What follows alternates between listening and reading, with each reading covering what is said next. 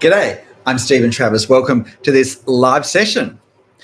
And tonight, I thought tonight for me, whatever time of the day it is for you, and I'm always intrigued to hear that in the chat.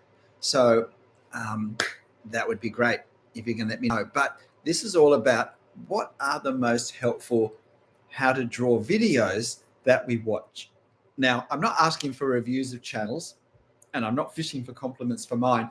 I'm not talking about so much actual videos as in specific, close to dinner, as in specific videos that you've watched, but more the type of video that you find most helpful. And that might well be the type of video that you've come to watch more than other types. It might be a format, the way the video is put together. It might be the length of the video.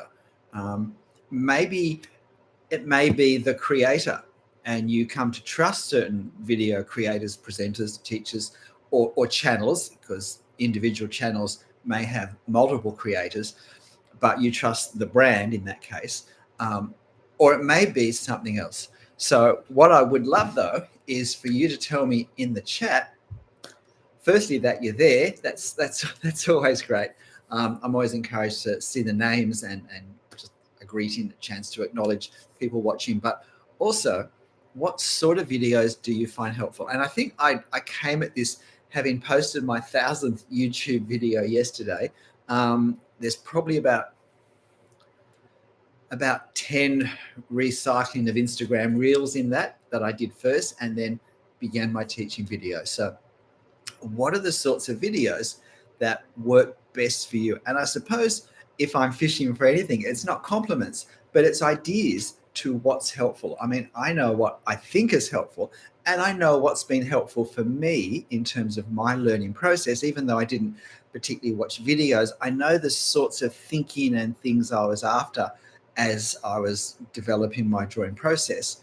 But that may not be particularly representative, and it may not be the same as the videos that you enjoy. So as I said, I'm not so much wanting specific channels or specific videos as the type of video. So for instance, on my channel, and this is something I would be really interested in hearing, in my channel, I think in myself of having two main types of videos. I have the ones where I draw and you usually don't see me at all or don't see me very much, and the camera's down on the paper and you watch my hand draw, and there's a voiceover over the top explaining whatever's happening in some way that I hope is helpful. And then I have the other videos where I speak to camera, that I go and film down in the backyard. And they're more teaching concepts about drawing. Now, which of those do you prefer? Which of those do you find more helpful?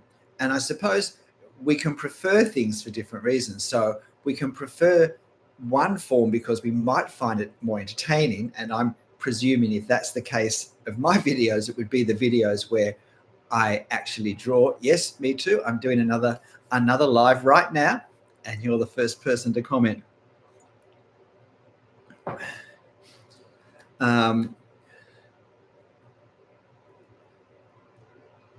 Yeah, so you might find the videos where I draw the ones that you prefer to watch because it's good to see in action what I'm doing, or you might, but you might then prefer the ones where I speak to camera for longer. They may be less entertaining, but you may actually find the content is more helpful for your drawing progress. And I suppose this is what I'm interested in. Please hit the like button if you think this is either interesting or sounds interesting. And this discussion really depends on some people discussing with me. As I said, it's not what I think so much in this. What I think is probably indicated in the sorts of videos I make, because I obviously try and make them to be helpful. But what videos do you find helpful in your drawing? Maybe the ones that you find most helpful are the ones that simply encourage you to draw. And if that's the case, what is it about those videos? Is it the appropriateness of maybe the the demo, if there is one, it's at the right level for you in terms of how difficult it is?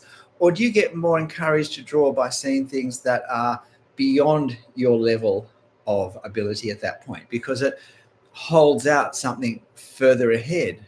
Um, Me too, likes easy ones. Okay, that's great. Hello, Aditya in Bangalore. It's probably a lot warmer for you there than it is here. We're having a very cold and wet year, which is better than a hot and dry one. Um, for me, the most useful ones have been the basics, like the tree series, and also the tip to incorporate a regular short drawing session in one's weekday routine. Okay, that's good. So that sounds like you like the ones that are very practical and that you can apply fairly readily. Um, so yeah, techniques for drawing subjects that you draw personally, and I would say that regular short drawing sessions, that's they're videos about process, really. So in some ways, they're a bit of a cross between the two types I do, um, because the encouragement of the video is for you to have a short daily session and to give you something with the reference as well, and encouragement and some tips to make it as easy as possible to do that, because it is such a powerful learning improvement technique. And yet in some ways the series isn't so much about each actual video demo as it is about adopting the process. So in some ways it's a bit more like some of my face to camera ones, where I talk more conceptually about the artist's journey, the artistic process and the learning process, so that you can then apply that to your own level and interests and subjects and media and so forth. Um, but yeah, how do you find that series? Is that a particularly good series for anyone else? And hello from the Netherlands. So I imagine it's morning. I imagine it's Saturday morning in the Netherlands. So hope this is a great weekend and you've got some time set aside for drawing. And Gian, good evening. Good evening, Gian. Yes, you've come in at the start. So besides hitting the like button for me, please let me know in the chat what sort of drawing videos you have found the most helpful. And if you're watching this on replay, then please tell us in the comment and share with people who are coming to this also after the session. I'm trying to kind of juggle the times of my live sessions a little bit, so that some are in my night and some are in my morning, because that is more convenient for different parts of the world. Okay, yes, me too. Expecting snow. Yes, up in the up there. I think you're going to get it actually in the next few days where you live. Harry, Pennsylvania. I like the voiceover video. Off topic a bit, but I'd like to learn more about cross hatching. Well, it's not so much off topic, because I can assume from that you do like videos that have quite specific topics. Now, I'd love you to tell me this in the comment, Harry. Do you know that I have a cross hatching playlist? Now, did you know that? Can you just tell me yes or no? Because I'm just interested. See, I assume people realize these things, but maybe I don't mention them enough, because there are lots of places to go in a channel, and maybe I assume that people have found those. No, you didn't know. Well, there you go. I've got quite a lot of playlists. In fact, yesterday I just set up a new playlist. I chose in sort of celebration of my 1000th drawing video.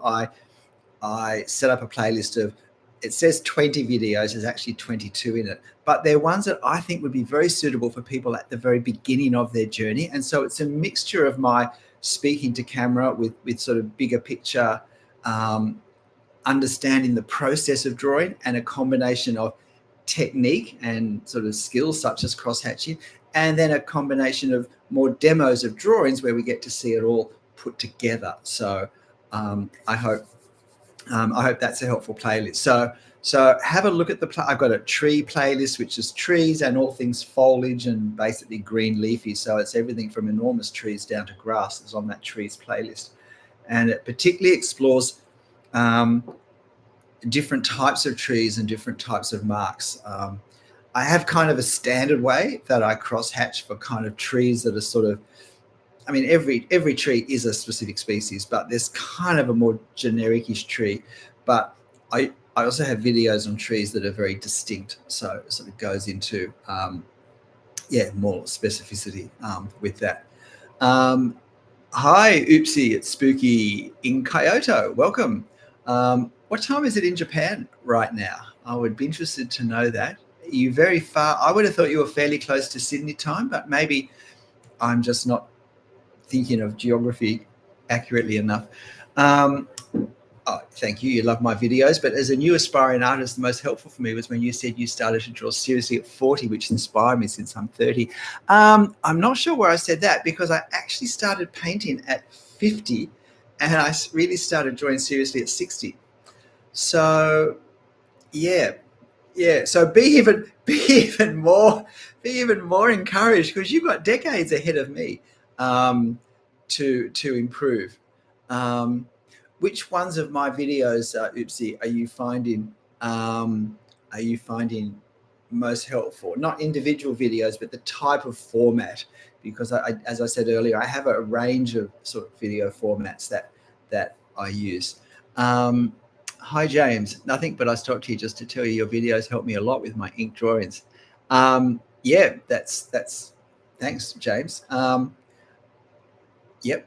Can I ask you though, what type of my videos help you a lot? Are they the ones that focus on technique, or are they ones that actually produce a finished drawing, or are they ones where I talk about issues to camera, just face to camera, that that have implication for ink drawing? So if you like bigger picture understanding of drawing and the drawing process, I'd be interested to hear that.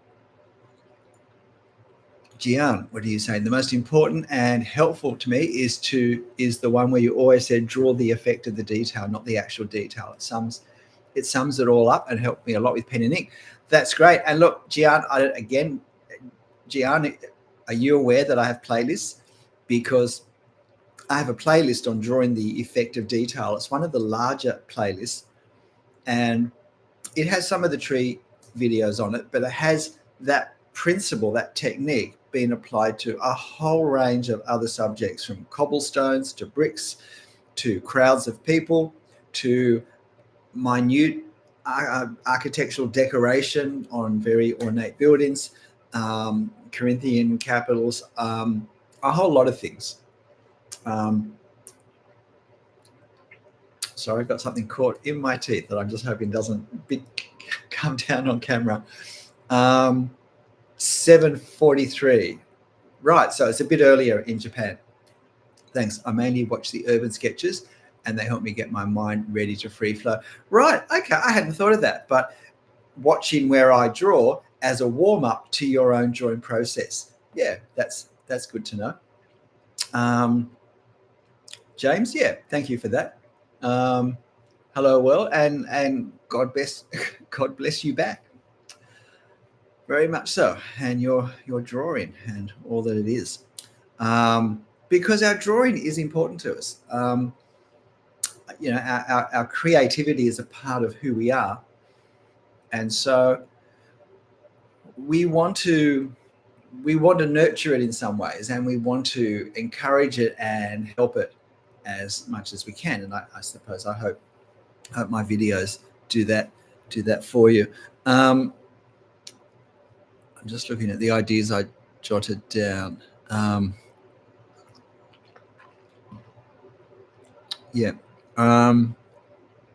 Does the how do I say this? Does the artistic how do I say this? Is the sort of degree of artistic competence of the artist helpful or not? Or is it more what's been said and your ability to understand that and be able to put it into practice?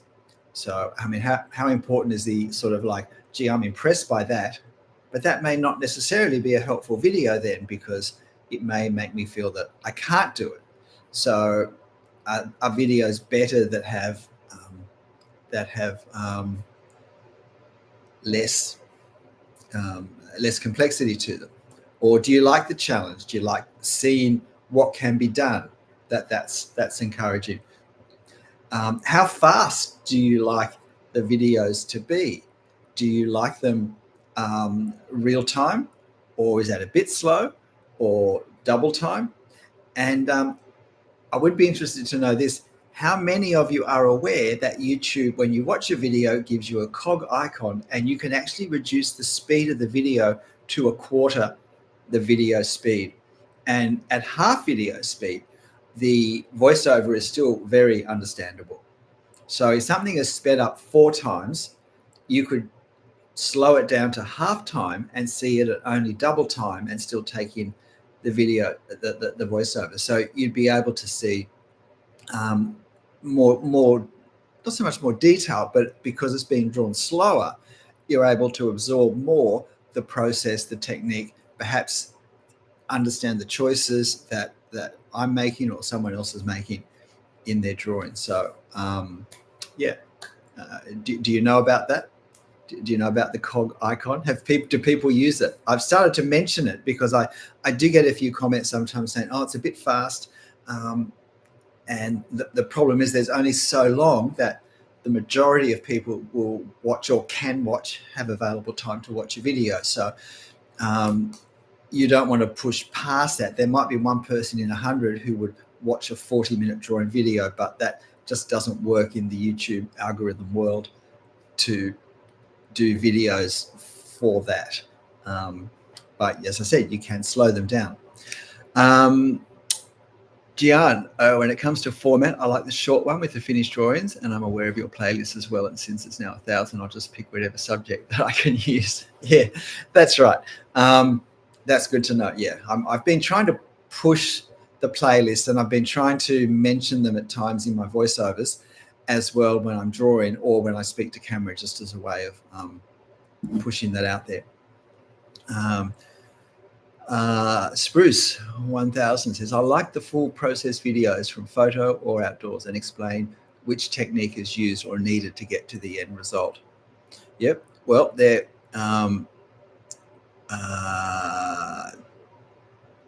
fun to do as well. You know, in some ways, they're each a very different process.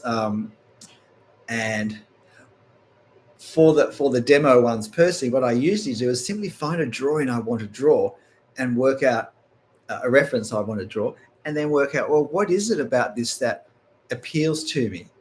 Because that's something I know that I'm going to be trying to bring out in my drawing, and therefore I can make that the focus of what I present and how I present and what I say. It doesn't mean there's only one thing. It doesn't mean I'm not mentioning other relevancies with that drawing process, but it's, I think, always helpful to have a focus. It's particularly helpful to have a focus in our mind before we start a drawing, that we know, because that gives our lines and our marks. I'm starting teaching now. That gives our lines and marks intention. It gives us direction, and that's incredibly important.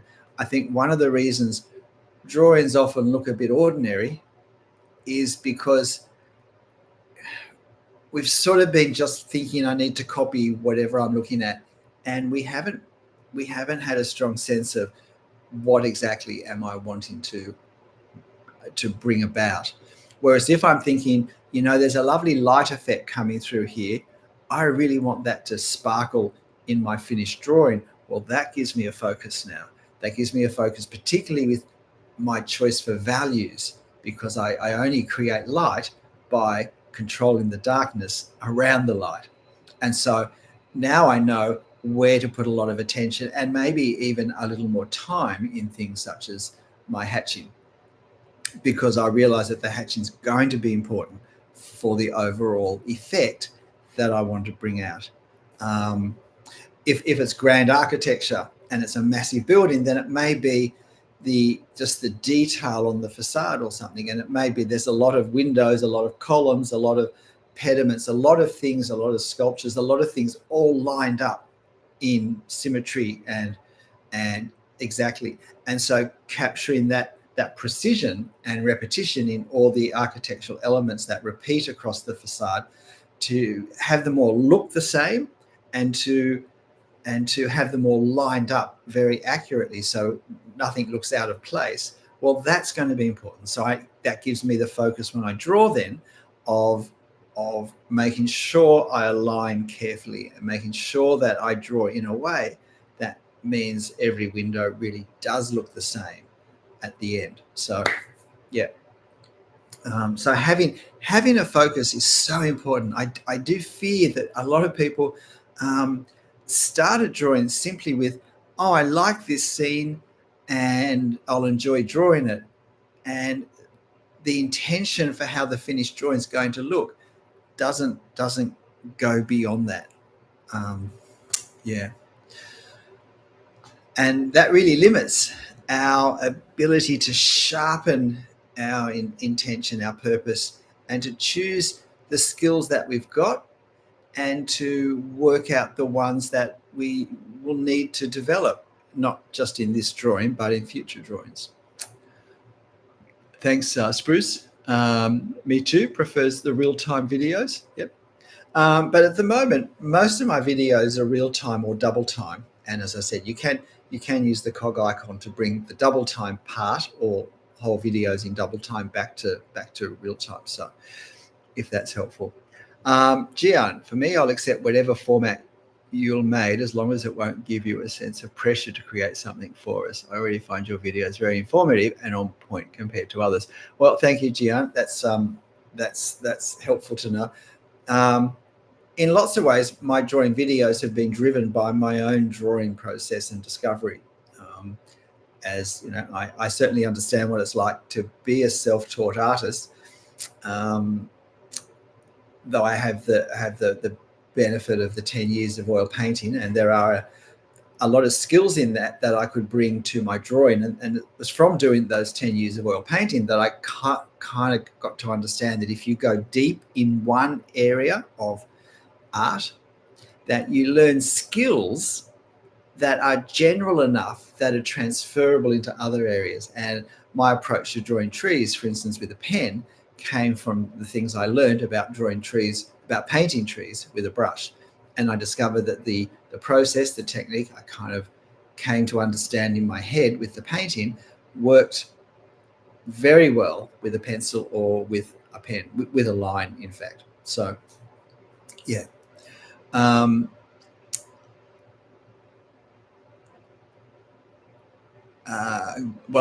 Good morning. It's good evening for me, Caleb, but welcome, whatever time it is where you are. I assume you're somewhere on the Europe side of the world at the moment. And Spruce is saying, after 4 years watching videos, I discovered that vanishing points move for buildings that go around a corner. Yep. There are so many weaknesses with the most common YouTube perspective video presentation that basically gives us one box on a flat plane with vanishing points quite close to what we're looking at, which is often relatively close to us, and we're usually down fairly low for ground level, so it's quite an extreme angle. And when we draw from life, it just doesn't look like that. And we think, because these videos don't tell us what they haven't told us, we think, well, now I understand how it works. And then when I go to look at a photo or I'm on location, it doesn't make sense. And it's because it changes when the ground is uneven. It changes when the buildings aren't all lined up in a straight line or at right angles, but where the street curves, or even if the building curves, if the building facade curves. So, yeah, all of these things are significant, and I do hope my videos give some confidence that it's not your fault necessarily. It's probably not. It's probably the fact that someone's just found a perspective video format and reproduced it without any particular regard for artists and the way artists work and the understanding they need to have to draw from photos or draw from life. It's a little more demanding if we draw from our imagination, because we're not actually where we still need to work out how it applies. So an understanding of the theory of perspective is more helpful then. But I must admit, I've kind of gone off making perspective videos at the moment because I've made so many. It was probably the largest drawing topic that I made videos on in the first year of making videos, and in the second year I've gone off more for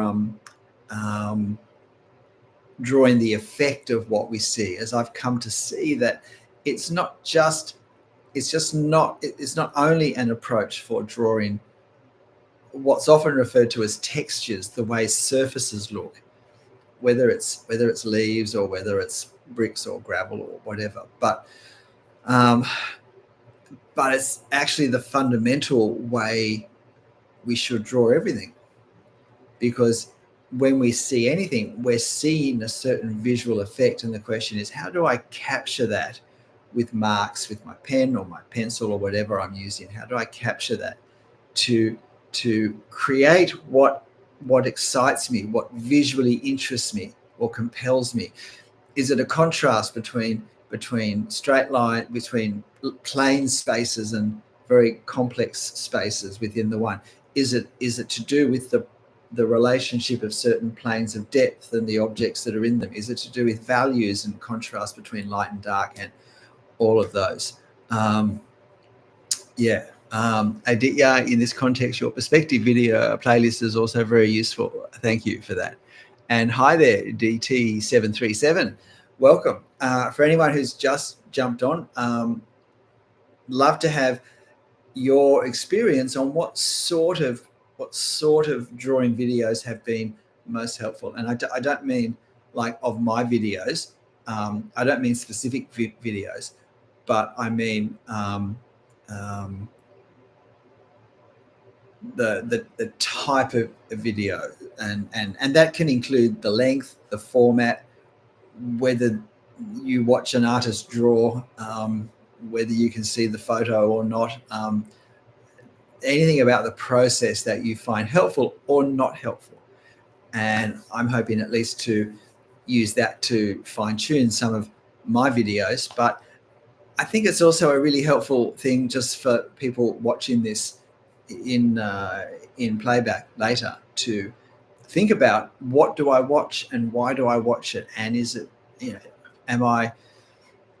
could I narrow what I watch helpfully, or could I expand the sorts of videos I watch helpfully?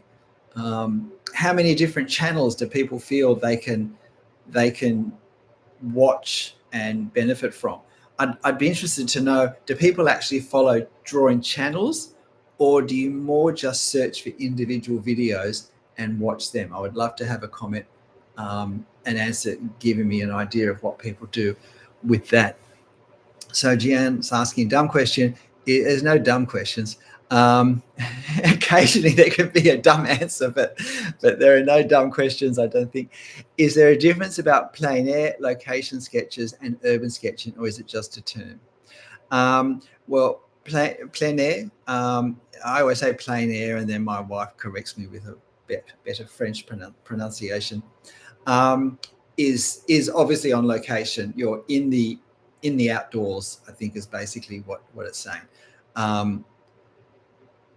I tend to use the phrase location sketch because I think it tells you what it is. You're on location sketching, and I like things that tell you what they are. It's why I talk about the eye level rather than the horizon, because the eye level tells you what it is.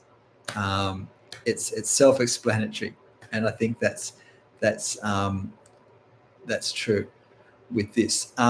Urban sketching, I've seen urban sketching used both ways, that any drawing of a streetscape, of a street scene, drawn from location or drawn from a photo, is called urban sketching. But I think technically, and by technically I mean according to all of the urban sketching associations that there are around the world, that shouldn't use the USK tags and things on Instagram and whatnot.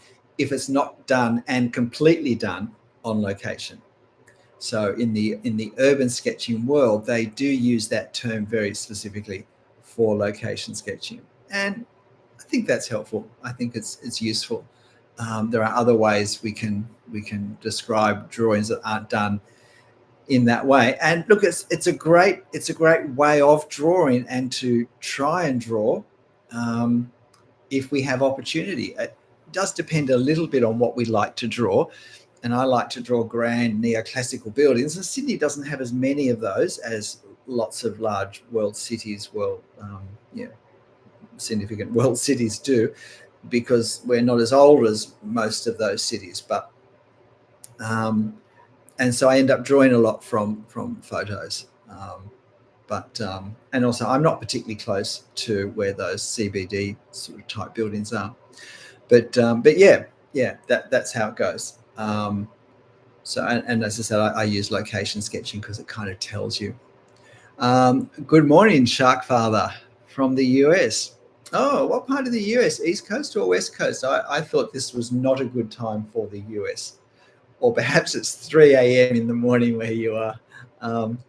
Aditya, length. I often tend to postpone watching videos that are too long, greater than 40 minutes. I would certainly watch, though, if the thumbnail looks something I might be able to attempt. Okay.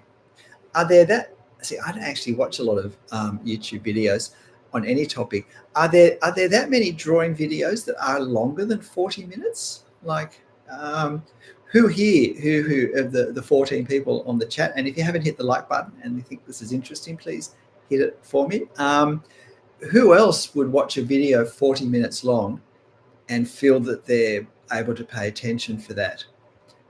Or does anyone actually like videos that are that long that they feel they can really kind of settle down and get into?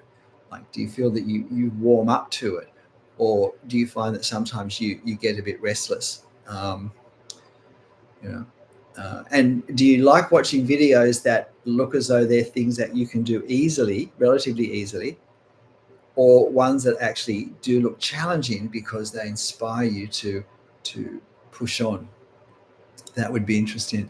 I'm beginning my sketching journey with a particular interest in anatomy. Do you have recommendation for pen versus pencil? No, not at all. They're just two different media that we can use. And the question is, what one do you enjoy using best? There are pros and cons, and by that I simply mean there are things that can be done easily with one and not the other, and some of those things overlap and some of them are quite different. So, but I would say we can't become good at everything all at once. And so if you're beginning your sketching journey, narrowing down what you're trying to do is, I think, the fastest way to learn the basic skills of both drawing and also the subjects that you are drawing. So narrowing the subjects is helpful. For me, that was easy. Architecture, I love architecture. And then slowly I began to expand into kind of other elements that we would find around architecture, such as people and trees and statues and that sort of thing. But working out, yes, ink or graphite. And I would say go with the drawings that have inspired you most. You clearly have seen lots of anatomical drawings, sketches that have really kind of sparked something creative within you.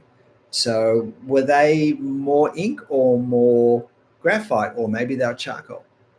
So work out where you want to finish, not end of life finish, but at this stage of the drawing journey, and start on that, concentrate on that. And can I say size as well?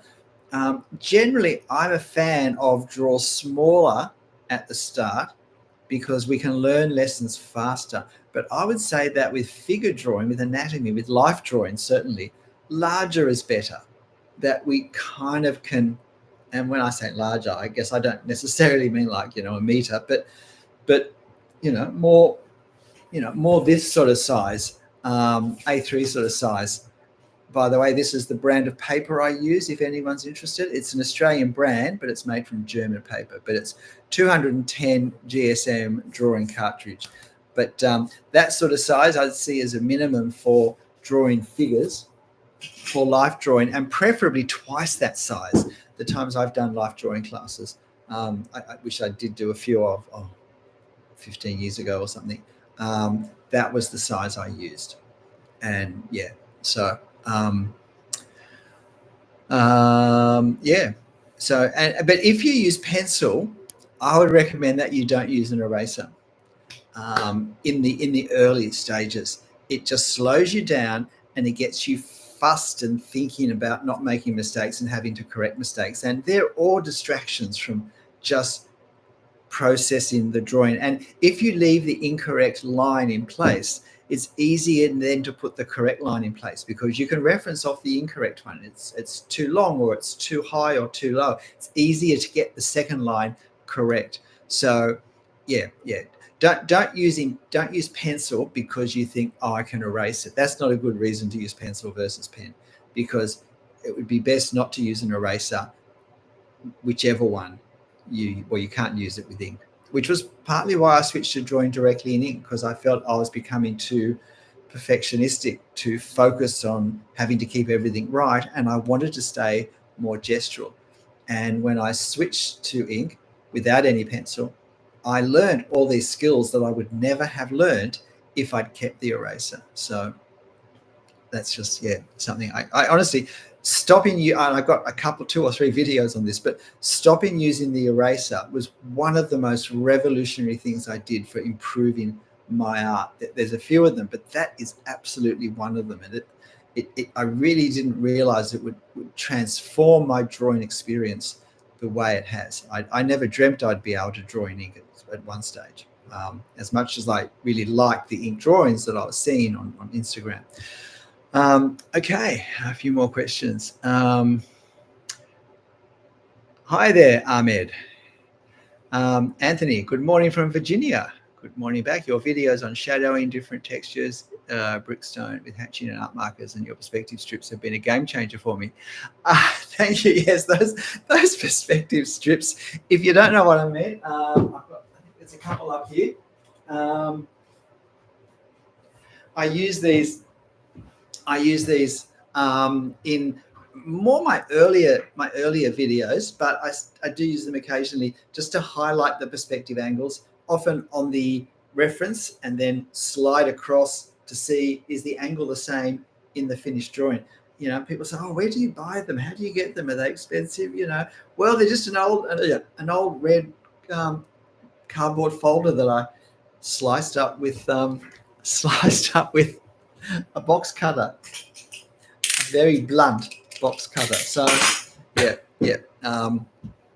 not everything, not every art supply is expensive. But can I say, again, having this and doing this for all the videos just improved my own perception of perspective angles so much, because if my angle wasn't right, I saw it straight away, quickly and easily, and I could start to adjust my expectations and make the correction of this. You know, I tended to not push my upper angles high enough, and so I learned that I had to kind of go a bit further than what I thought the angle was, and that was going to be closer. You know, and then at some point I just start to see it more accurately. So, and in a sense, we're just talking of critiquing. We're talking of marking our work, checking the accuracy of our work.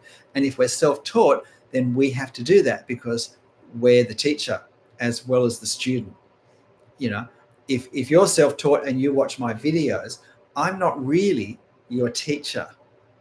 You're the teacher organizing the curriculum. Now, you might choose some of my videos as modules that you use, but you have to make the choice, and then you have to work out, you have to assess whether they're helpful and whether they achieve the result that you're after. So, and in the end, if we're learning to draw, the only way we do that is to look at our drawings at the end and say, how does this drawing look, and how does it look compared to the ones before, and is my drawing improving?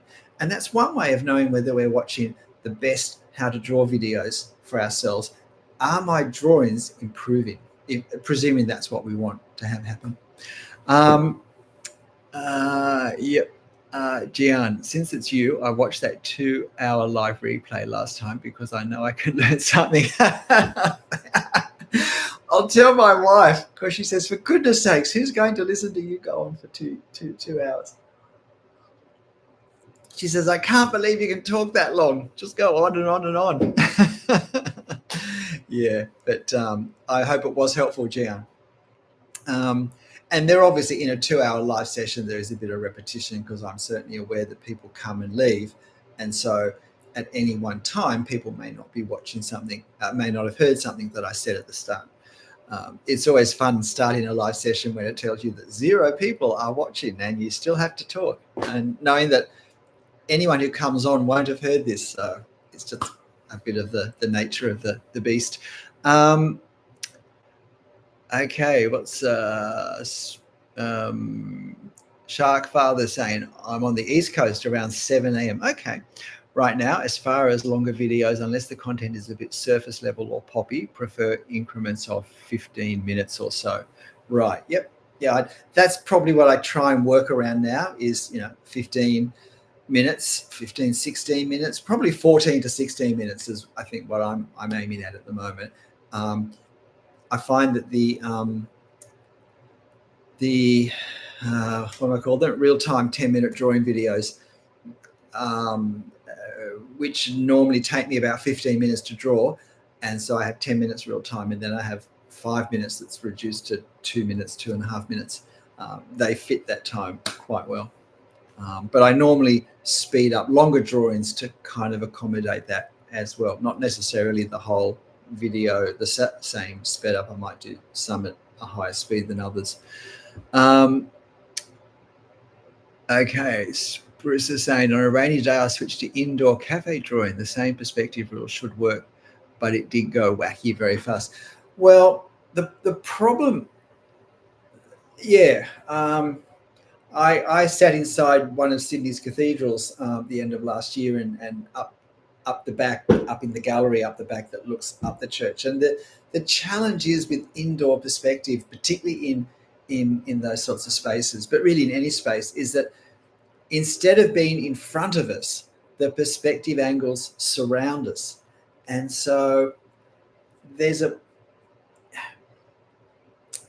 not seeing it from one viewpoint. So when I see a photo, it's from one viewpoint. Everything in that photo has come from, if you like, the eyes looking rigidly in one position. Now, when I'm in a space, whether it's a cathedral or whether it's a cafe, I'm not locked. I mean, I might primarily have a view, but when I draw, I'm going to be shifting my head slightly, whether I want to or not. And every time I do, the perspective changes, because the perspective is how something looks from a particular viewing position. And so the perspective I see from here is different to the perspective I see from there. And if I'm looking up at, say, where the ceiling is, and I turn my head slightly, well, now I can see a wall here. I only had to move my head like this much, and I can't see that corner at all, but I can see now a wall here. So when I'm drawing, there's all of this kind of, not distortion, but I'm well, I guess in a way, because what's happening as my head shifts slightly, I'm getting multiple perspective views, and I have to combine them all in a credible way. And it also depends if I want to have a sense in my drawing, like how strong the feeling I want in my drawing that it kind of goes past me, or whether I'm still kind of almost sitting outside looking at the view. So, but this is why inside is so challenging, because as we move our heads slightly, the perspective angles all change. But outside, we're usually far back enough that we can see from one perspective viewing point, and that greatly simplifies everything for us. Adit is saying, I follow a few channels that teach loose sketching with demos, and some of these do go on for more than an hour and a half. Wow. Okay. Well, that's interesting to know. Maybe I should try doing a longer video. Again, I did longer ones when I first started because I also did larger, more impressive drawings.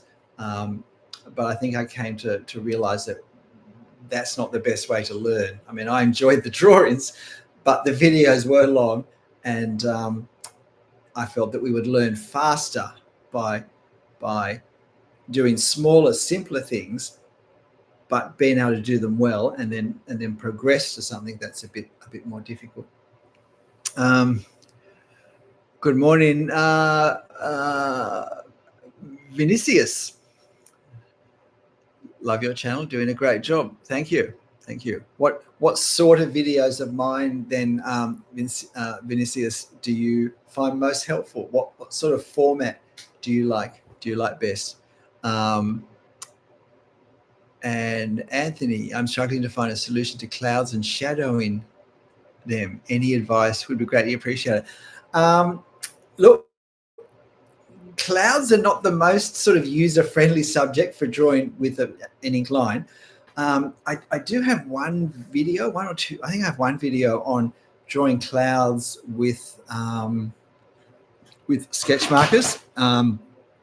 If you don't know, I use Copic sketch markers. I use them because these were just the ones I bought when I decided to start drawing, and I'd heard of these. And I just use neutral grey color, and I think I have from the lightest value 0 to 10. They go to 12, but I find that from after 6, they all photograph and reproduce, whether it's on Instagram or on video, looking pretty much the same. So they all look black. So I sort of tend to use just between 0 and 6 because you can see the distinction between the different values then. And so they've got two ends. They've got a chisel end, and they've got a brush end, and I always use the brush end. It's not like a brush, but it is soft and flexible, which I find helpful. And I did a video where I did use those for clouds, and I've done a few drawings. If you've seen my big Instagram drawings, I think there's 2 of them where I drew the sky. I gave value to the sky and to the clouds, and that was fun. But normally I must admit, I just don't think of the sky. But I did do this cloud video. So if you Anthony, if you go to my channel and in the search bar type in clouds, I'm sure it will come up, because I'm sure clouds will be in the title, and there's only going to be 1 or 2 videos that have that. And I was quite happy with how that drawing turned out. Not just the clouds, but it had clouds and a headland and some ocean and beach in the front. And I thought it turned out quite nicely. So yeah, have a look at that. But I'm afraid that's all I've done. Anthony saying that was extremely helpful, especially when you did the same picture in Art Marker and Hatchin. That was. Oh, okay. So you've seen those. Yeah. Right. Yeah. I did actually. I did it first, trying to work it out with line, and then I thought this would be much easier with ink, and it was, and I was happier with the drawing. But if I've got to say, I feel like generally I like to draw just with pen, but with these markers, I mean, we can get because of stuff I was doing, like here are some scenes that I did with the markers, and so that's really just 1 or maybe 2 values I've used, but we can get quite nice effects with them. I mean, these all have videos that go with them. These are, I've got a huge pile of these things now. But just, exploring different effects and possibilities with them, and sometimes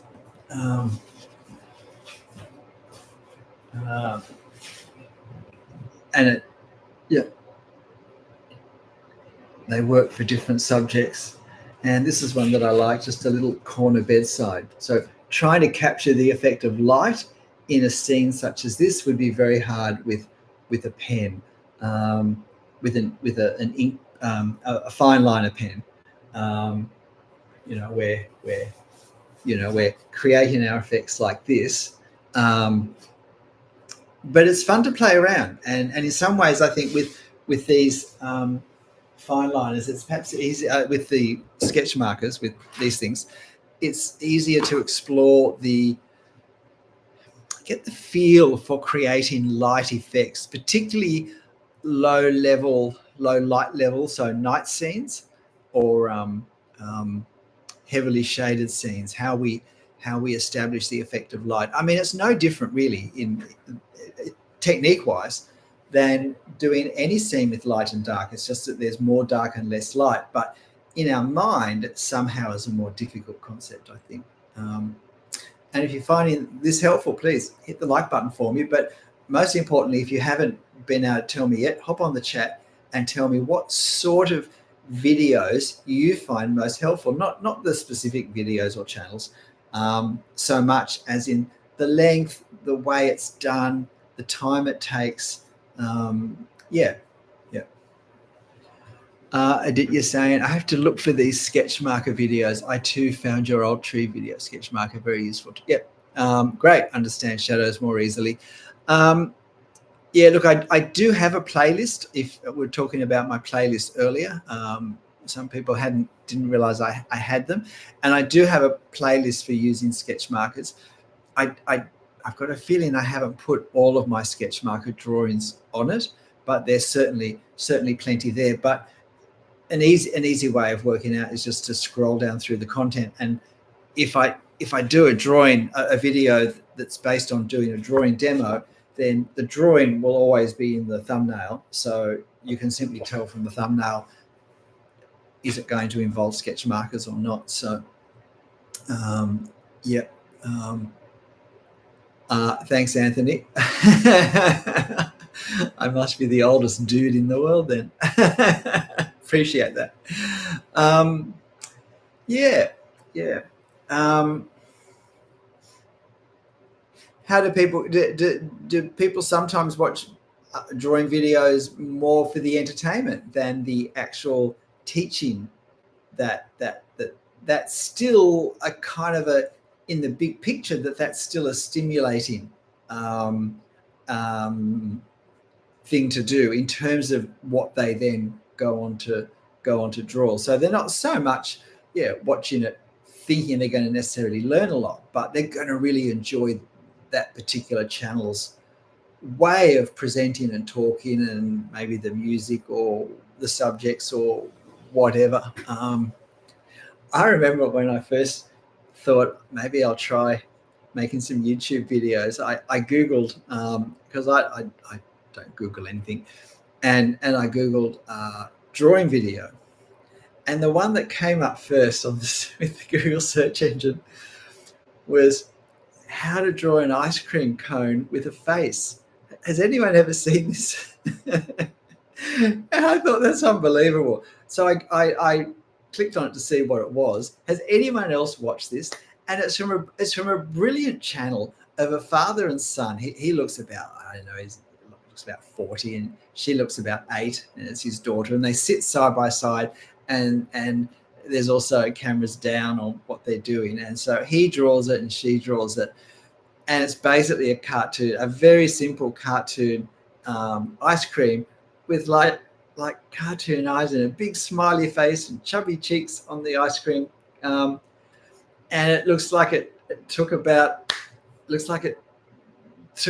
minute to draw, and it had, I don't know, like 10 million views or something. And I thought, wow, okay. So there's that kind of over my eyes straight away that, yeah, this is a big pool, these drawing videos. And I knew that I wasn't going to do them like that, but I tell you what, I really respected this channel, this dad who was both having an amazing channel success, but I'm sure was having an amazing time with his daughter. And that really, I really thought, wow, he's really kind of nailed it and pulled things together in a way. Yep. Aditya is saying, I certainly watch your complex architectural videos for pleasure or motivation because they're too complicated for me to try out. Okay. Yeah. Okay. Well, if they're inspiring, then that's great. We don't need to feel that we can do everything we see, because let's face it, all of us, if we're in some sort of creative endeavor, all of us almost certainly have other people's work in that field that has inspired us, that has motivated us, that has made us think, oh, I'd love to do that. And part of me feels that I could, or at least I'd love to have a go.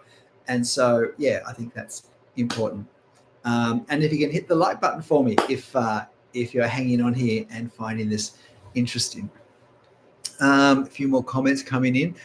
Vinicius, I'm relatively new here. Got here because of my struggle with trees and just got amazed at the quality and quantity of videos. Well, I'm at a time of life where I can make choices about what I do in my day, and I've really enjoyed this channel for all sorts of reasons. So, and I've enjoyed making the videos, and it is the last thing I thought at my stage of life I would be doing, and it's been a wonderful thing. So thank you everyone who's encouraged me in that by watching my videos and all the kind comments that people make. Yeah.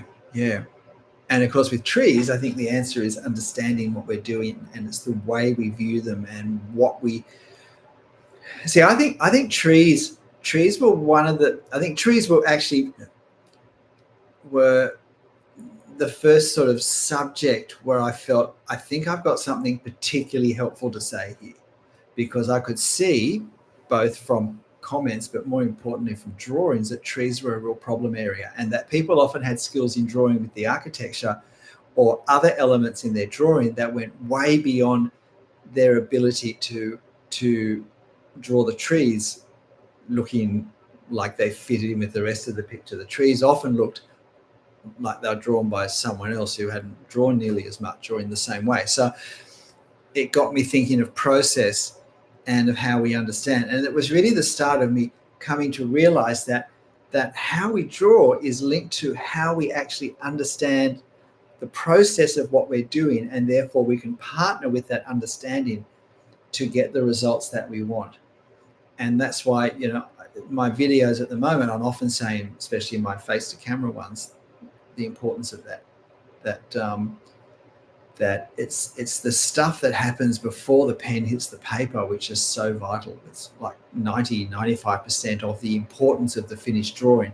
It may not take more than 5% of the time, but if we don't do it, then our drawing is going to suffer so much compared to what we could have done if we'd actually thought things through more at the start. And the more we do that, the better we get at it and the quicker it takes. So I can do all that stuff now in just a couple of minutes. It took me a lot longer when I was first working it out. But it's like any skill. If we practice it wisely, it gets faster and easier. And certainly things I can draw now, I can draw faster and easier than a year ago. But there are other things that I haven't practiced in the same way, or I've never drawn at all, such as say anatomy, that is a much greater challenge because I haven't started that learning process, or I haven't started the process of drawing that sort of subject, of applying the more sort of conceptual ideas, understanding of drawing to those subjects. So that'll be a bit more of a challenge at the start. But I will say that generally, if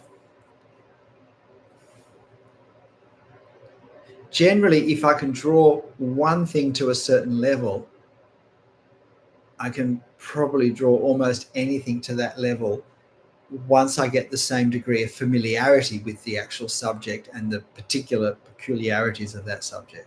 So if I can draw trees looking like good like this, I can probably end up drawing horses that are at a similar standard and in a similar technique. But it might take me a while just to get over the anatomy of the horses and things I need to understand about drawing horses in particular. But they're things I've already mastered with the tree. So I've kind of got the framework and I've shown I've got the capability. So don't be afraid of trying different subjects, is I suppose what I'm saying there.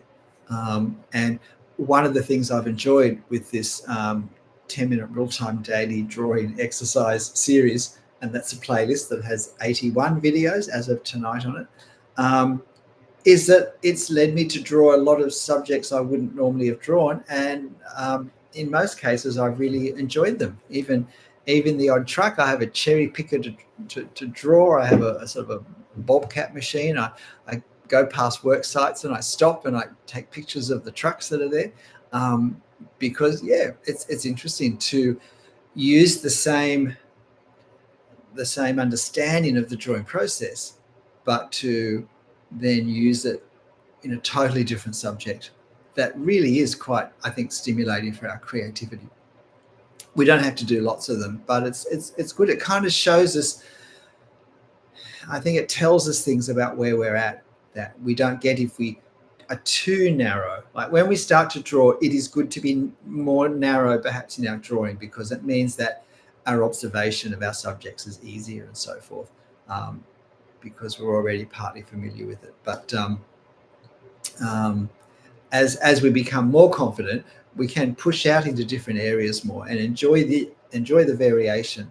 But also, as I said, it lets us see how our techniques are developing. We can see them perhaps with a certain freshness that we don't get when we're drawing the same sorts of things over and over again. Okay, Wayne. G'day, Wayne. Sketching with kids is a thing the grandchildren love to draw with me, but topic is important. Yes, I imagine. Look, yes, drawing with grandkids is a lovely thing. I actually started my drawing. All of this, my channel owes its existence to the fact that on a family trip to Europe to go to a wedding in Germany, we were in Paris and we were walking back to our Airbnb, and I said to my youngest as we crossed the square in front of Notre Dame, I said, "Oh, look, do you want to just hang back with me and we'll just sketch? We'll sketch this." I'd taken a sketchbook, hoping to do some drawing. I'd been gone for weeks and hadn't done anything yet. And she was doing an art course, a fine arts course at uni. And so she said, "Yeah, that would be great." And my drawing turned out.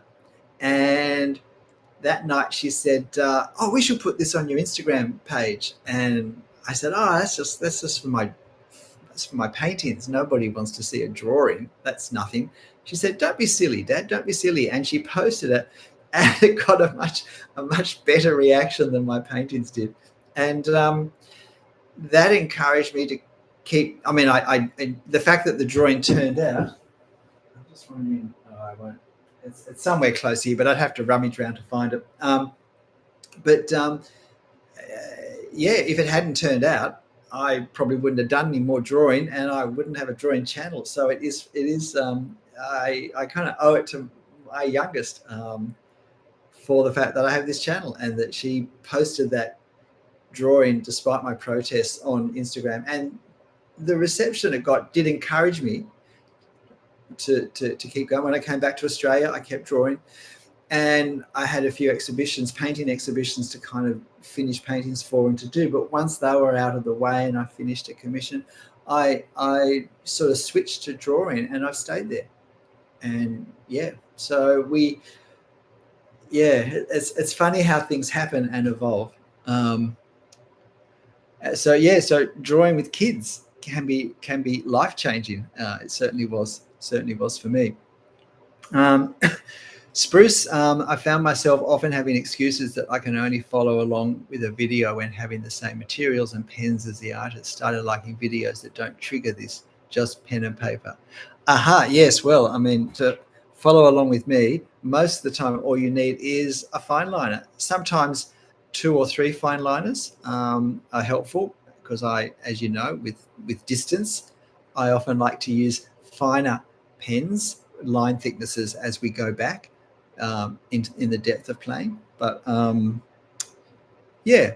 that's I guess if you have all the materials, then you feel like you can do it, or you can at least try to do it straight away.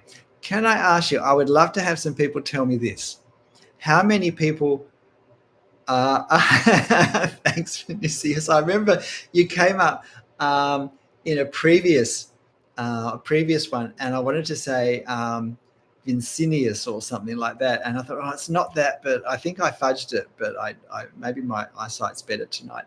Um, um, and now I have no idea what I was going to say.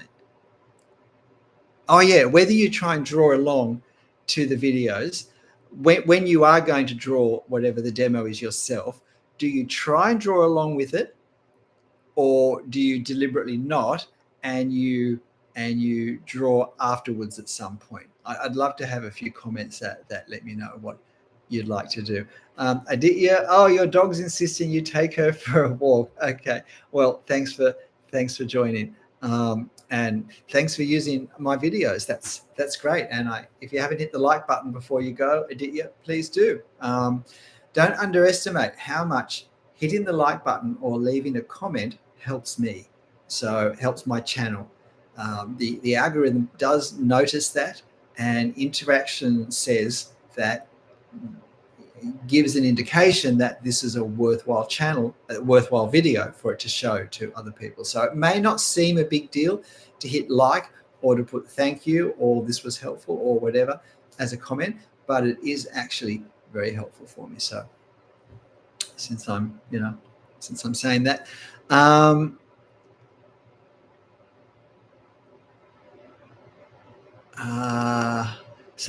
Vinicia is still having a hard time trying to get more sketchy and ending up spending hours in tiny drawings.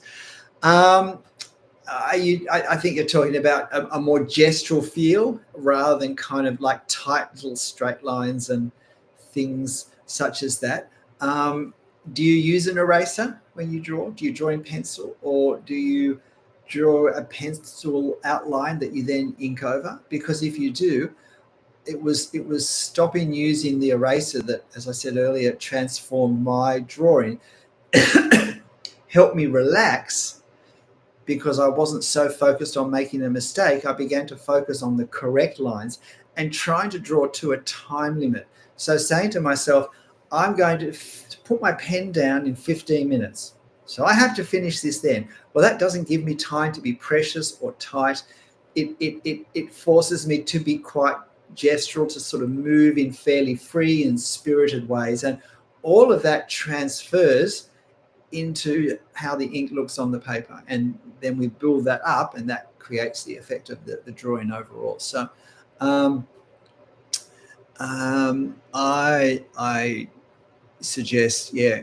In fact, I have a video. I did a video in the last maybe 2 months, definitely, on drawing block, artist block, ways to push through having kind of ground to a halt for some reason. But with all these things, usually the most helpful starting point is if I can understand why I'm finding it hard to draw. That helps me target what I need to do more precisely, and I can hopefully therefore push through it more easily. I can do things that will help me more readily. I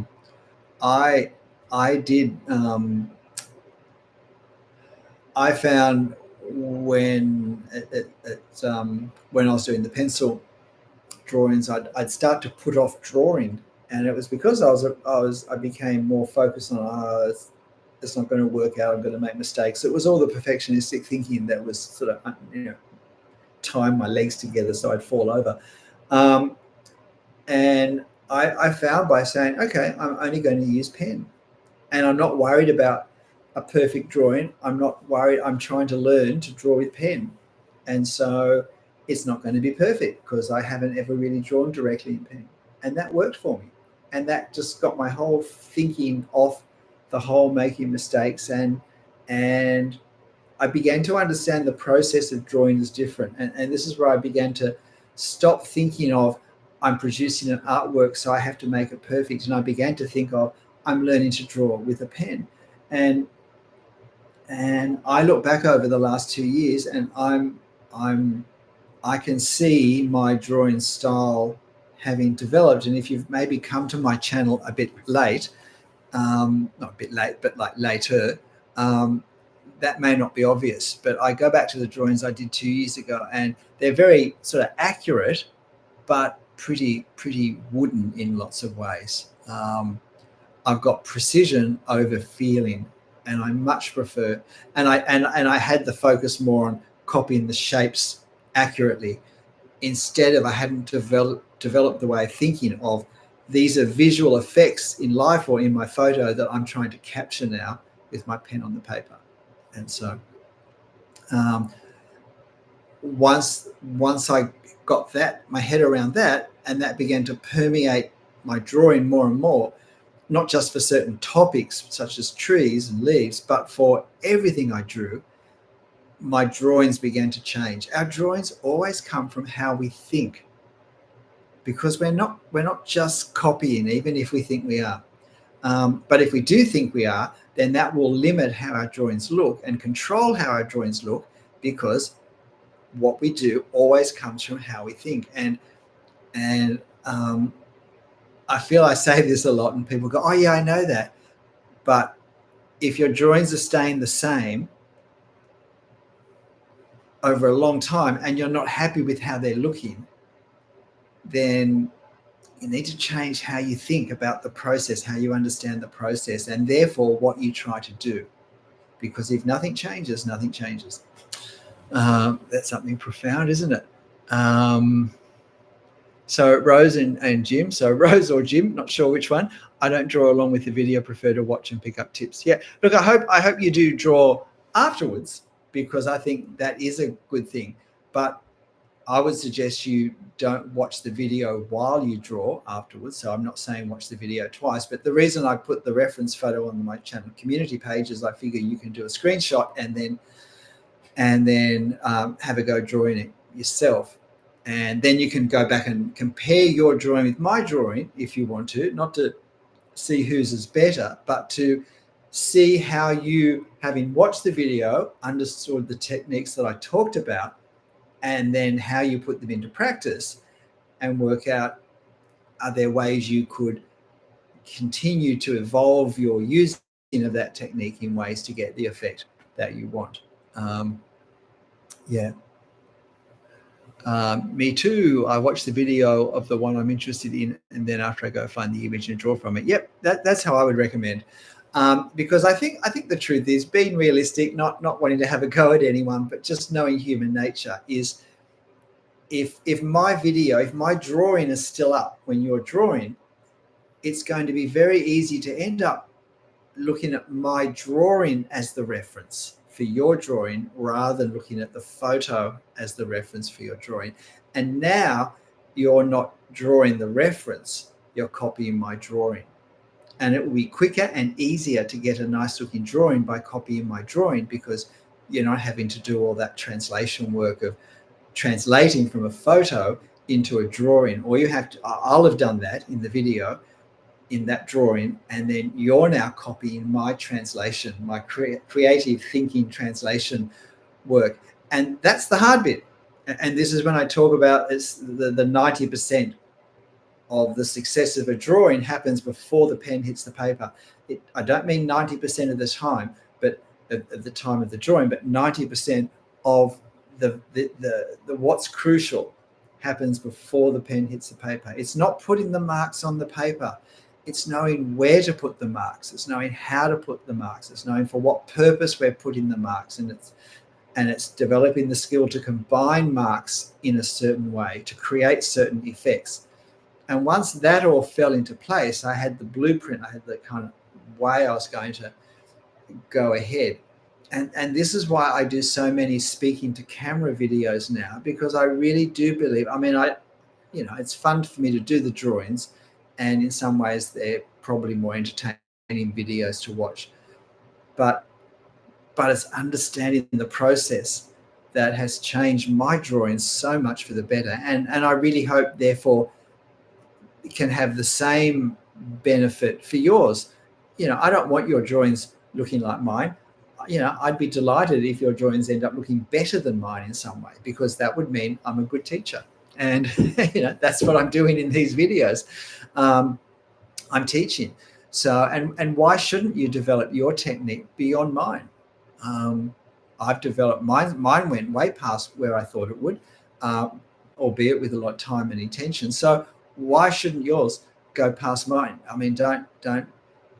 If we have the right mindset, we stop thinking about that though, and then we suddenly realize, we suddenly discover that we've gone beyond where we thought, and that we're actually starting to do things that we didn't think we'd be able to do, because we've sort of, as our thinking developed and became more helpful with the whole creative process, as we understood it better, we could engage with it more helpfully, and the results that started to flow out without us even realizing improved. And it is good to go back and look at some drawings I did. Depends how long you've drawn for, but if it's only 12 months ago, or 2 years ago, or 5 years ago, and look to see, how has my drawing changed, and am I happy with that? Has it gone in a good direction, or have I lost qualities in my early drawings that I actually would like to have back? Because these are all ways we get direction with where we're going.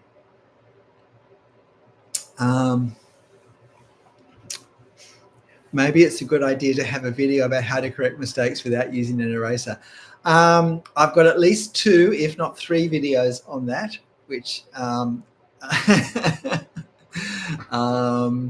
so if you search mistakes, that will probably bring up all of them. I expect they all have the word mistake in their title.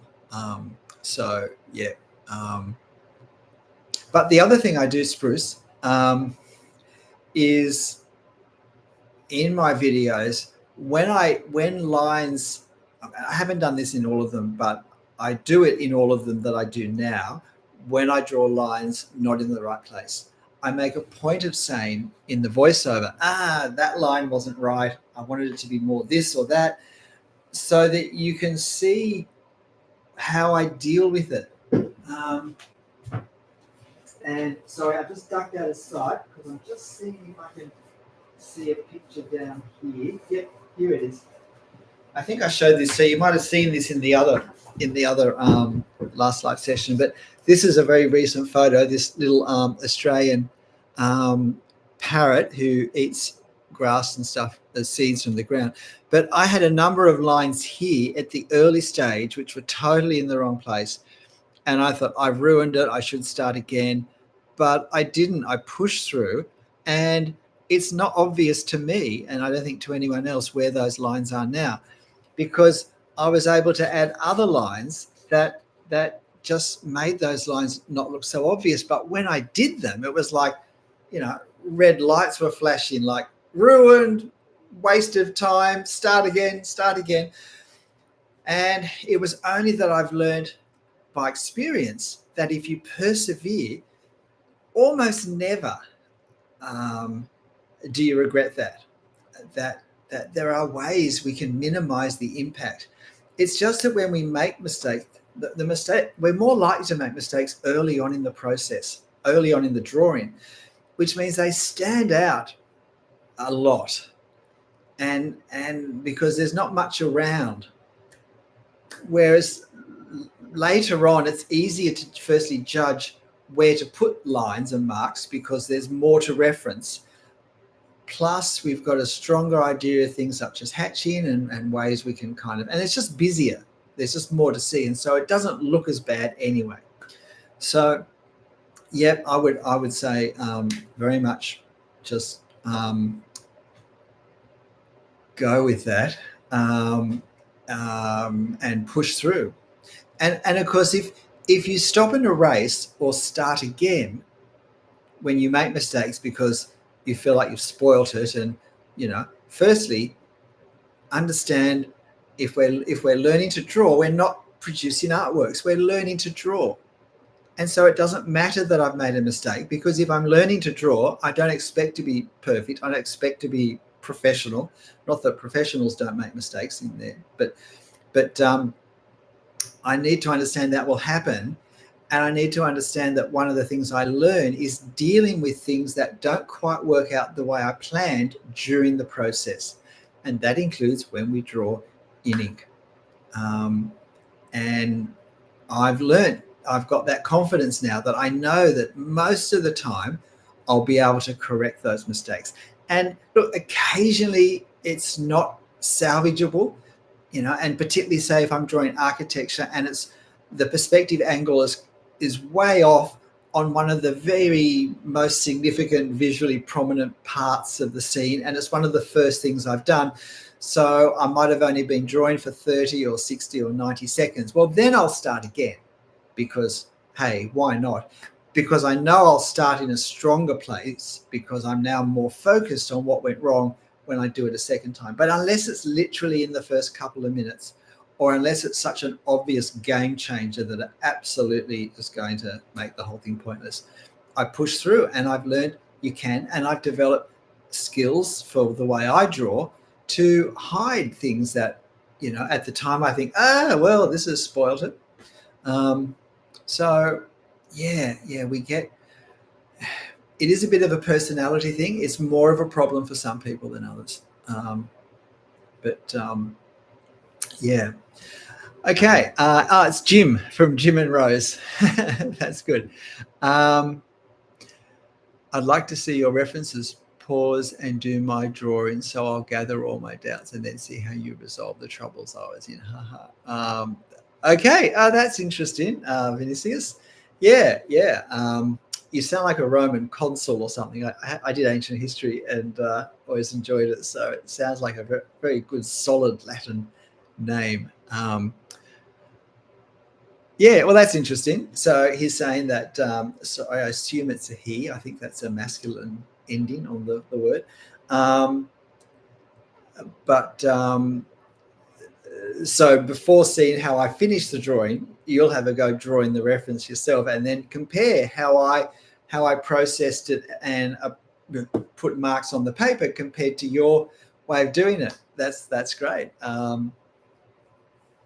Well, that's good, and I hope the fact that it feels obvious, if you prefer the way I did it, that in your next drawing that you're able to build that into your drawing. See, that's not copying me doing it that way. That's learning from me and then incorporating that into the totality of your drawing style that you've developed up till that point. And that's a great way to learn. There's nothing wrong with studying the work of other artists. And there can even be value in copying the work of other drawing artists well down the track. The problem is if we start doing it at the start, then because it becomes a shortcut way of getting a nicer looking drawing, and if we have the incorrect focus that at the end of the drawing session I need to have an artwork in my hand, and it's just too hard to pass up the opportunity to get a better artwork by copying, then we can spend all this time drawing and we really haven't learned to draw at all. We've just learned to copy. And unless that's where we want to end up, being a copyist, it's going to be frustrating further down the track when we copy these drawings nicely, but then we can't understand why we can't create our own original drawings, because we haven't understood that the process is totally different. The creative thinking needed to draw originally from a photo or from life or from our imagination is so very different to just simply copying the marks on the paper. It's so different when you have to work out what marks are you going to put where, why, how, what effect are you trying to create, because you're not copying the photo. You can't copy the photo. We're translating the photo into another visual language. That's the challenge. Being able to do that, that's the 90% of thinking, if not 90% of the time, before the pencil hits before the pencil hits the paper. That's the key thing. That's why I have all these videos where I don't draw, but I try and explain the process, because understanding is key, I think. If we understand it, we can apply it in any situation. Okay. Me too. Battery warning in my hearing aid wouldn't shut up, so I had to change that. That's okay. I don't know whether you missed anything. Me too. Vinicius, I don't use erasers, just the liner, as in the fine liner. I like the results, but I'd like to go more gestural and faster with textures. Yep. I personally find textures an unhelpful word to use, because For me, it creates the feeling of a surface pattern. And what happens is that instead of looking at the particular visual effect of our subject, instead we think, what pattern can I use to substitute for that? And invariably it looks artificial. And if you don't think your trees or your ground or your brick walls look real, it's almost certainly because the way you've evolved to represent them is more a pattern than trying to capture what we actually see. It doesn't mean we have to draw it all, but we need to capture the effect by creating marks that we don't actually see in our reference, but that create the effect that we see in our reference.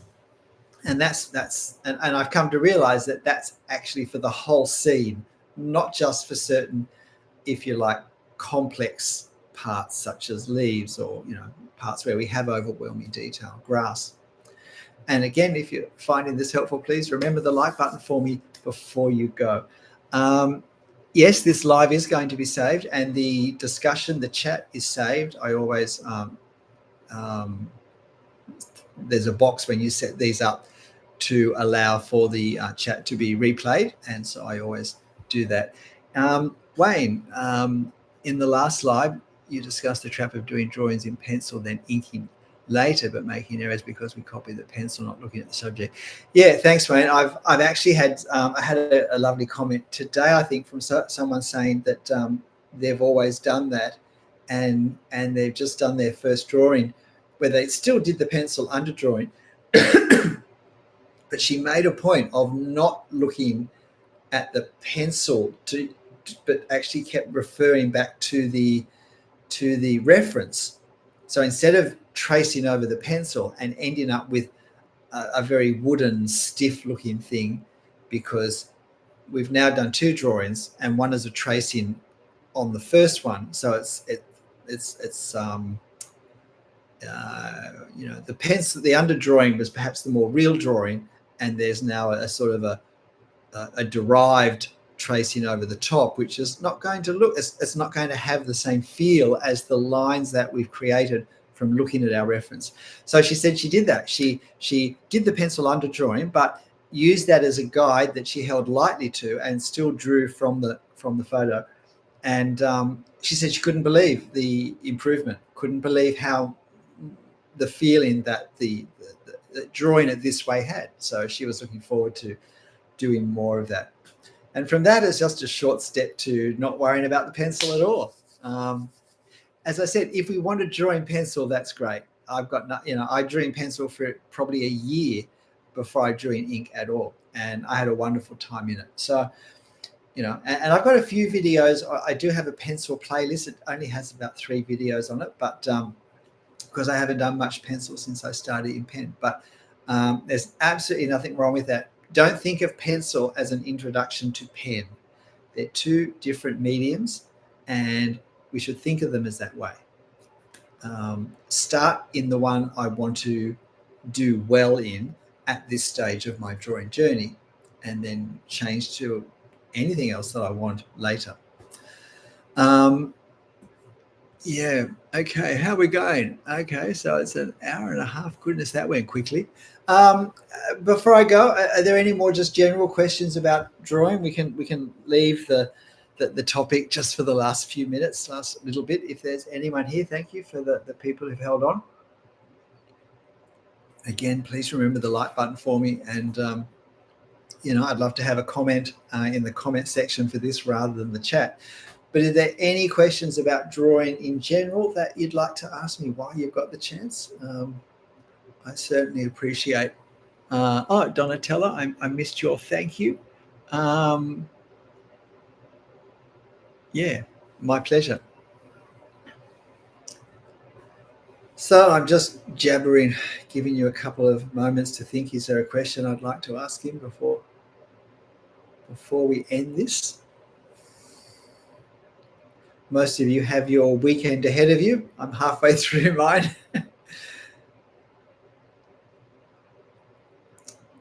No questions. Nothing seems to be happening.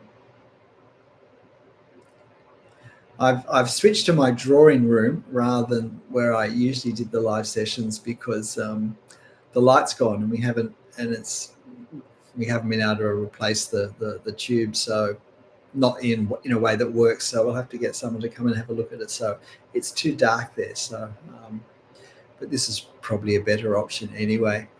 Do I do drawings of people? Look, I do, but I do them. I think I showed this my last drawing session, live session too. But they're like this, and this was from a video that I did on drawing people because it's drawing people to put in streetscapes. So I don't do people as kind of the main subject, simply because I enjoy other things more. And if I'm going to draw, there are other things I'd rather do. But I mean, when I first started doing streetscapes, I used to just not put people in, and I didn't like cars either, drawing cars, so I didn't put cars in. And I've said before, all my streets look like the zombie apocalypse had come, and there were no survivors. And so at some point I bit the bullet and said, look, I'm going to have to myself, I said, look, I'm going to have to learn to draw people in a way where they're not a weakness in my drawing. And sometimes I must admit, I mean, this is just my personal feeling, I see figures in streetscapes drawn in very symbolic ways, often almost like floating ghosts. And I don't feel it always works well with the style of drawing, the style of the rest of the drawing. And, so I thought, no, I'm going to have to learn to draw them. But fortunately for me, most of the time they're so far back that it's kind of you're drawing the effect of the person. You're not drawing the person. And this is why this whole idea of drawing the effect of what we see, particularly when there's a crowd, you draw the effect of the crowd. And so it's really just the people who are closer that are the challenge for me. And if they're too close, I just turn them the other way, so I haven't got to draw. I just draw the back of their head. So there are some ways around that. So yeah, Whereas one of my children, they draw portraits as their first choice. They just love people, maybe more than I do. So yeah, we do tend to get attracted to the subjects that really engage us as well, and that's fine. That's perfectly understandable. Me too. I actually found this interesting. Oh, well, I'm glad you found this interesting. I was too busy watching the screen than doing something else. That's great to hear. While you wait for the snow up there where you live. Susan, hello from England. I love your drawings. Your videos are always inspiring. Oh, Susan, sometimes I do envy, people living in places such as England where you have these wonderful villages. I mean, once upon a time for me, it was all about London and big buildings. And now, honestly, it's just some lovely village scenes. And that's probably where my interest is now. I don't know if you saw, I did a drawing of a Yorkshire lane in summer that was very dark shadows and very bright sunlight. And it's probably one of the favorite drawings I've done. And those things are certainly appealing to me more as subjects than they used to. I live sort of on the outskirts of national parks and things on the outskirts of Sydney, and so I particularly love these natural scenes, and they're very well suited for. In fact, it's virtually impossible to draw them except by capturing the visual effect of all the detail, all the natural elements that are there. So welcome, Susan, and thank you for your kind words. Nekat, hello, sir. I'd like to ask a question about not to continue drawing painting by myself. Therefore, I think I need some suggestions on how to overcome this problem. Right. Well, as I think I said before tonight, understanding why it's become such an ordeal that we're thinking that we want to give it up. Because let's face it, we don't have to paint or draw. And so if I want to give it up, I can. And so the fact that you've asked me this question, I think, seems to indicate that you don't want to, that there's a big, strong part of you that wants to continue with art in this way, but another part of you feels that you can't continue. And so what's not working for you? What is it that makes you not start or stop partway through? And most of the time, I suspect, I mean, it can just be it's the wrong time of life, that, I don't know, busy with a job, busy with the family, busy with financial responsibilities or a yard or caring for people or something. And so there's actually just not time to do it well. But I suspect that for most of us, it's more connected with having reached some sort of crisis of confidence of my ability to do it and to do it well. And that could be as simple as I've misunderstood what the process is, and so I haven't started in a way that's going to help me draw well. I've talked a bit about my playlist, Nekat, in this video, and I do have a playlist on tips and techniques or advice for the self-taught artist, on the principle that most people watching YouTube videos are watching YouTube videos because they, for some reason, can't do a course, they can't have a face-to-face class or teacher. And so they're trying to navigate by choosing resources online that are going to be helpful. And so therefore I tend to put videos that are more bigger picture things about the process of drawing and what we're trying to do on that. So can I suggest that you have a look at that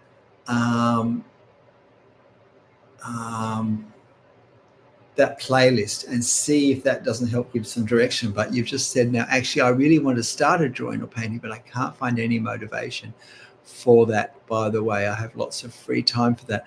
Okay, well, again, there's something still, though, that's blocking you. You've got the time and you really want to. So why is it not happening? Why is it hard? What's going through your head when you don't sit down to do it? And as I said, I would,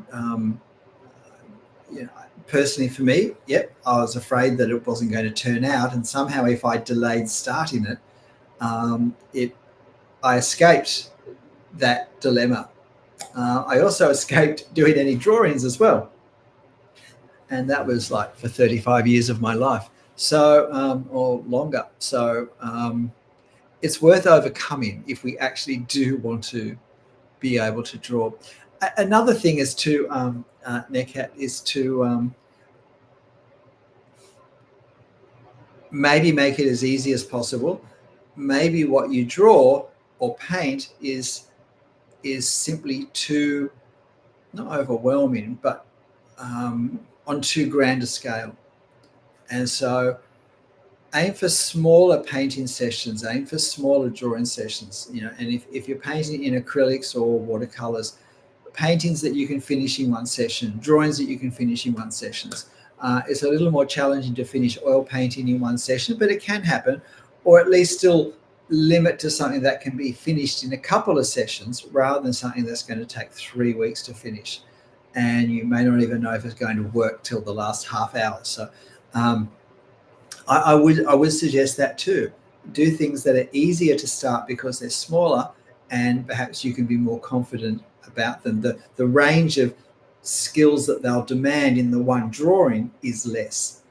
And see if that doesn't then build momentum, and then you can, as you get back into the saddle, so to speak, as you start to build confidence again with what you do, and with confidence, enthusiasm comes, and why not? See how that works. Okay. All right. Well, look, I think that's it for me for tonight. So thank you for joining. As I said, please hit the like button, and thanks for your thoughts on drawing videos and what you find helpful and not helpful. And just keep at it. Keep watching videos. I hope mine continue to be helpful. That's good to hear. One session painting will work. Excellent. Excellent. But hey, look, whatever you draw, however you draw it, whatever videos you watch, make sure you have fun, because then we always win if we have fun, regardless of how it turns out. I'll see you next time. Bye.